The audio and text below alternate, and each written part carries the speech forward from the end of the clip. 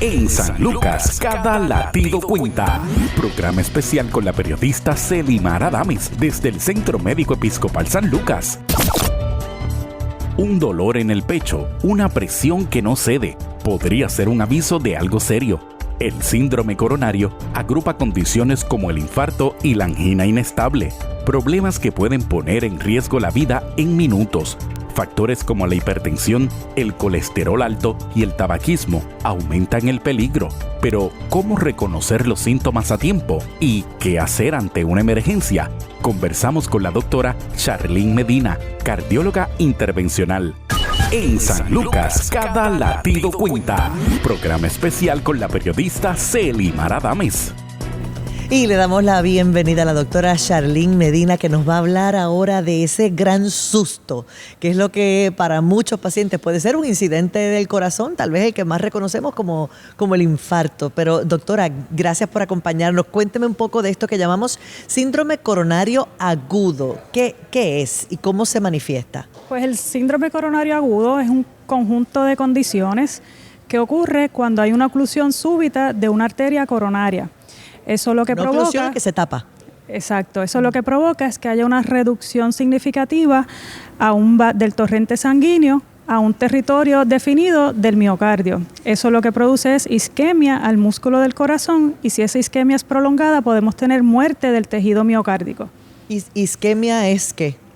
Isquemia es la reducción a la irrigación de los nutrientes, del oxígeno que necesita el músculo para poder seguir funcionando. No le llega el oxígeno y no puede funcionar apropiadamente. Exactamente. Hay 3 enfermedades que componen lo que es un síndrome coronario agudo, que es la angina inestable, un infarto al corazón con elevación del segmento ST y un infarto sin elevación del segmento ST. Descríbanos qué es cada una. Cada una de esas condiciones son condiciones donde hay una reducción en el flujo sanguíneo y hay un compromiso del músculo y el funcionamiento del músculo del corazón. ¿Y el infarto vendría siendo qué? El infarto viene siendo cuando hay una obstrucción, ya sea si es de segmento con elevación de segmento ST, hay un coágulo que tapó 100% el flujo de esa coronaria y hay 0% de sangre llegando distal a esa obstrucción. Cuando tenemos un infarto de ese tipo, hay ciertas características que vamos a ver en el electrocardiograma que nos van a alertar de que esto es una emergencia y tenemos que llevar al paciente lo más pronto posible a una sala de cateterismo. ¿Y cómo lo sabe el paciente? ¿Cuál es la indicación, verdad? Que el paciente dice, tengo que correr al hospital. La mayoría de los pacientes que tienen un síndrome coronario agudo van a presentar con un dolor de pecho. Muchas personas no describen dolor, pero sí describen una presión en el pecho. Esa presión en el pecho se puede irradiar hacia los hombros, el brazo, el cuello, la quijada. Pueden tener falta de aire, sudoración repentina, náuseas, vómitos. O sea que no es solo el dolor de pecho. ¿Puede haber otros síntomas sin el dolor? Puede haber otros síntomas sin el dolor, puede presentar sin dolor. En los pacientes diabéticos, en las mujeres se presenta diferente. Los síntomas no son tan clásicos, así que por eso es un buen historial y examen físico cuando un paciente llega con dolor de pecho a sala de emergencia. Y las mujeres somos como más fuertes, más resistentes a los dolores y a los malestares. Puede ser. Porque se habla mucho, ¿verdad? Uno escucha aguantan más. De que las mujeres aguantan más y a veces cuando llegan, entonces puede ser más complicado o fatal en el caso de la mujer que en el hombre. Exactamente. Es más común, es más frecuente en hombres, pero cuando ocurre en las mujeres, puede ser un poquito más complicado la situación. Usted nos habló de infarto al miocardio con o sin elevación del ST. ¿Qué es eso? Elevación del segmento ST es cuando la arteria del corazón se obstruyó completamente y tenemos cambios en el electrocardiograma. Así que el segmento que estamos buscando cuando hacemos un electrocardiograma, que es un segmento de base, hay una elevación de ese segmento porque ese tejido está muerto.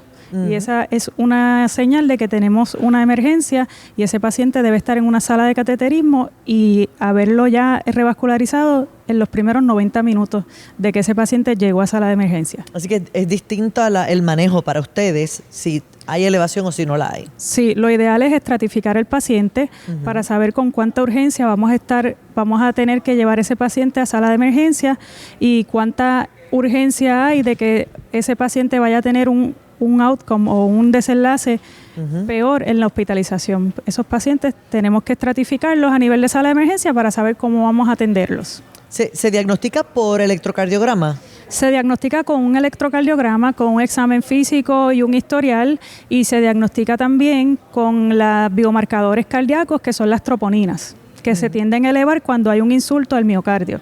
Y eso es un análisis de sangre. Es un análisis de sangre, una prueba de sangre que sale bien rápido en los laboratorios de las salas de emergencia para entonces dejarle saber al médico que lo está evaluando que sí está teniendo un infarto. Aunque no podemos esperar por las troponinas, el EKG es lo primero que deberíamos estar interpretando para descartar que tenga elevación del segmento ST, que es la urgencia más grande.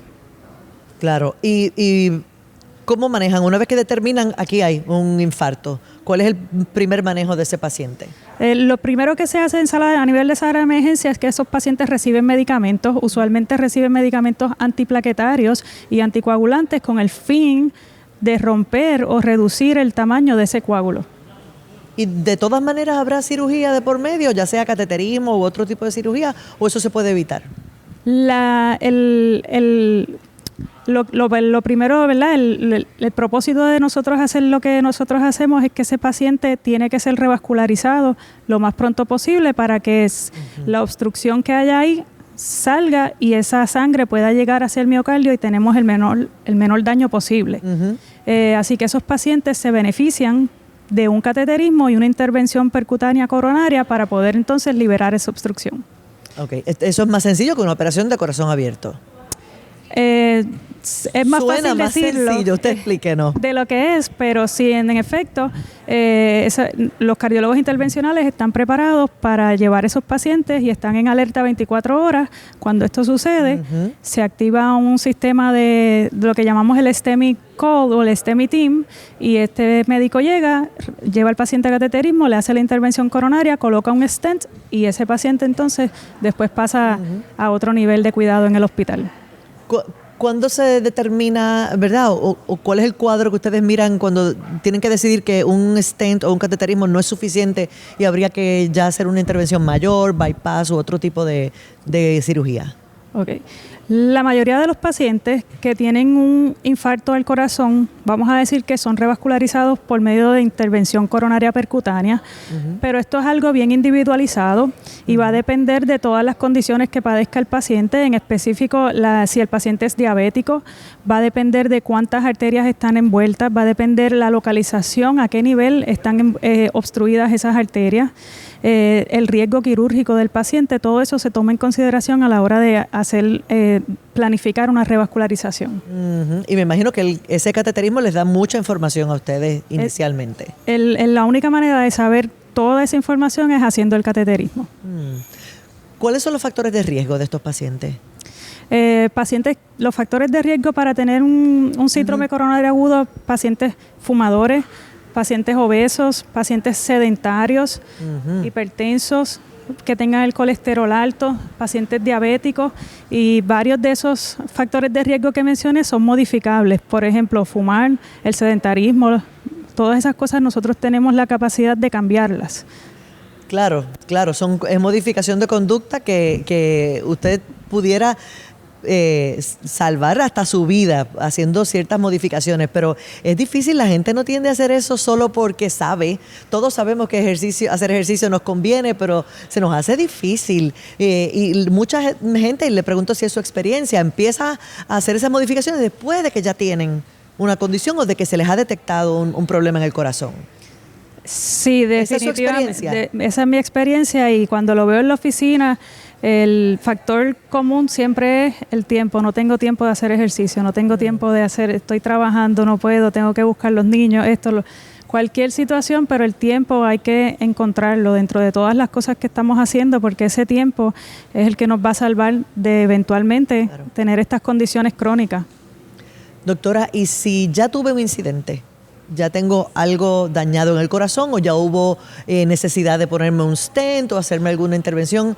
¿Puedo virar para atrás, empezar a hacer ejercicio, portarme bien, comer mejor? ¿Voy a tener algún beneficio? Definitivamente. Lo ideal es que empecemos a hacer unas rutinas de ejercicio, hagamos 30 minutos de ejercicio moderado todos los días, que estemos comiendo unas dietas basadas en granos, vegetales, frutas, pescado, las grasas saturadas, eliminarlas.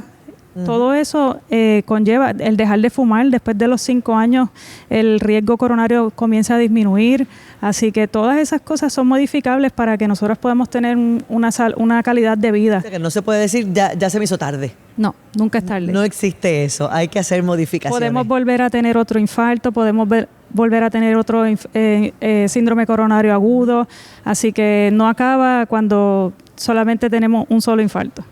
Así que esto puede volver a suceder y tenemos que cuidarnos para que no disminuir la probabilidad de tener algún evento cardiovascular en el futuro. ¿Y tratamientos posteriores a eso? Posterior a, digamos, un cateterismo. Después de nosotros hacemos la intervención y colocamos esa mallita, lo importante es el paciente se va a ir a su casa con medicamentos. Estos medicamentos son 2 antiplaquetarios, lo que va a ser la aspirina junto con otro antiplaquetario por un periodo de 1 año para que ese tejido vaya sanando. Después de ese año el paciente va a estar de por vida con lo que es aspirina y lo que es estatinas de alta intensidad, que es el manejo del colesterol para disminuir el riesgo a largo plazo. Quiere decir que eso tiene un impacto grande en la vida del paciente. Va a tener un impacto, un infarto al corazón puede tener impactos negativos tanto en el estado físico como en el estado emocional. La recuperación cardíaca es importante. Tenemos que empezar con esa recuperación tan pronto como en el hospital, levantándose, yendo al baño, haciendo ejercicios pasivos para que se pueda incorporar a lo que es la vida cotidiana. Es importante porque le cambia la vida al paciente, le cambia la vida también a sus familiares probablemente. Le cambia la vida a sus familiares y al paciente. Importante aportarse bien, a prevenir, que es lo más importante. Gracias, doctora Medina, por esa información tan valiosa. Vamos a continuar con más, no se retiren. En el Instituto Cardiovascular San Lucas, cada latido cuenta. Contamos con más de 30 especialistas y subespecialistas comprometidos con salvar vidas y garantizar el bienestar de nuestros pacientes. Nuestras renovadas salas están diseñadas para ofrecerte la mejor atención, combinando tecnología de vanguardia y comodidad.